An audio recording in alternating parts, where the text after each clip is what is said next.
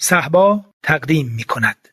گفتارهای منتخب از کلام آیت الله سید علی خامنه‌ای در موضوع انسان 250 ساله. خیلی متشکرم. بفرمایید.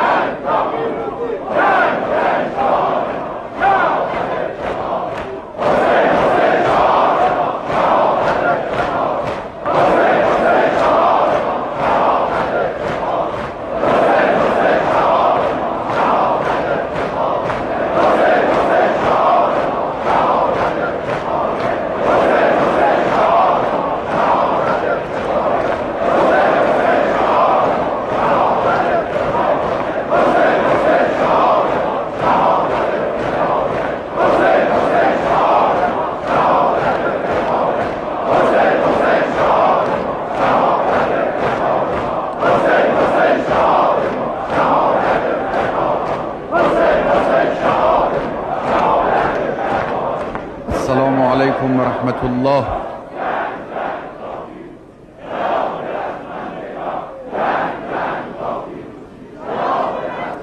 السلام علیکم و رحمت الله.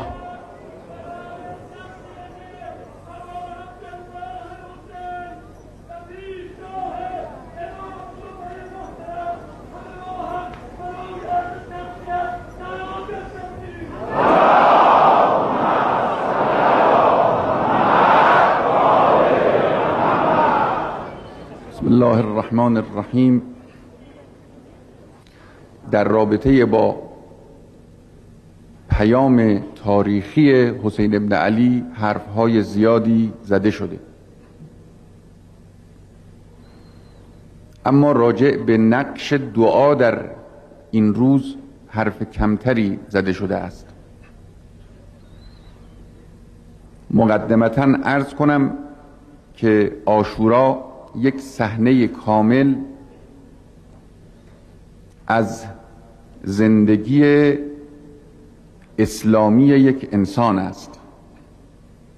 در عاشورا همه ارکان اسلامی برای زندگی یک انسان و ابعاد معنوی و اخلاقی و اجتماعی جلوه‌گری می کند.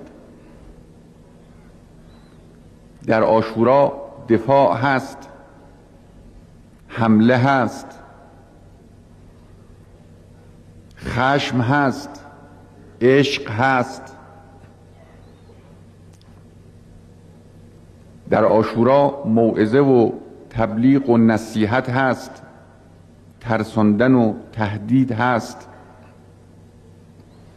همبستگی هست، ایثار هست، جهاد هست، شهادت هست،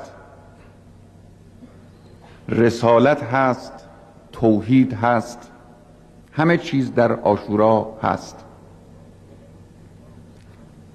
راز و نیاز با خدا هم هست. ما وقتی که عاشورا رو به عنوان یک درس مطرح می کنیم، نمی شود که این بعد رو ندیده بگیریم. من دیروز که داشتم فکر می کردم روی دعاهای امام حسین، منقلب شدم. این چه روح با عظمتی است! اون چنان با خدا حرف میزنه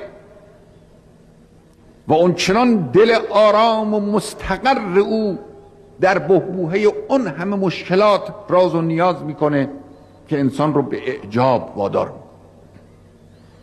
یکی خود دعا کردن رو ما باید از امام حسین یاد بگیریم.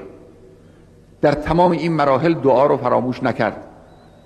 پیام دوم در دعای حسین ابن علی علیه السلام اینه که موقعیت خودش رو به زبان دعا برای همیشه در ذهن تاریخ باقی میگذاره. در شب عاشورا یکی از اون دعاهای عمیق پرمغز حسین ابن علی صادر شد از دل و لب مبارکش.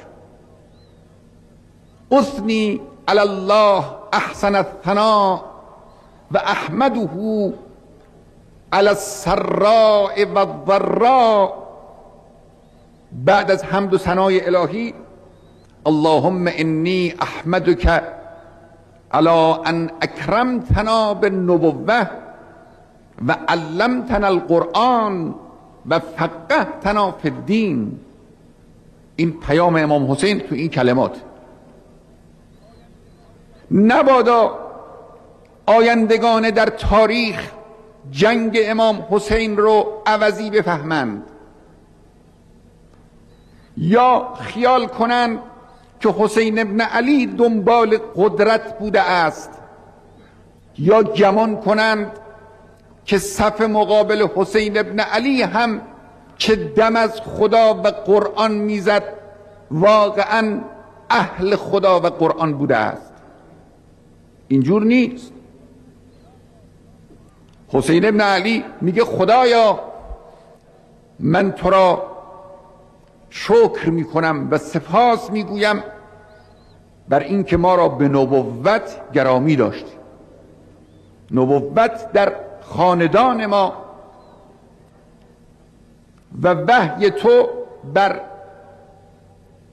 اهل بیت ما نازل شد.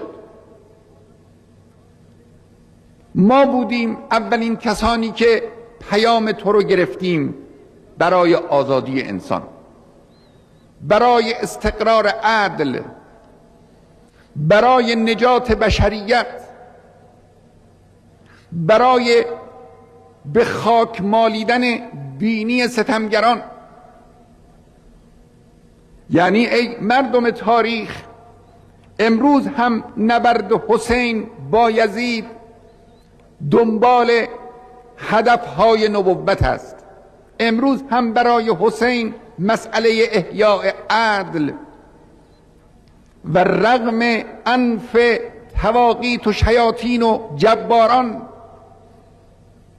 و گسترده کردن توحید در عالم مطرحه.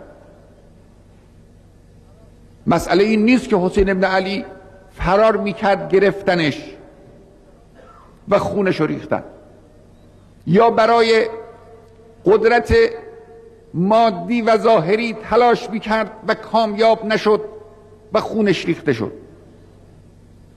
این درسی است برای تاریخ.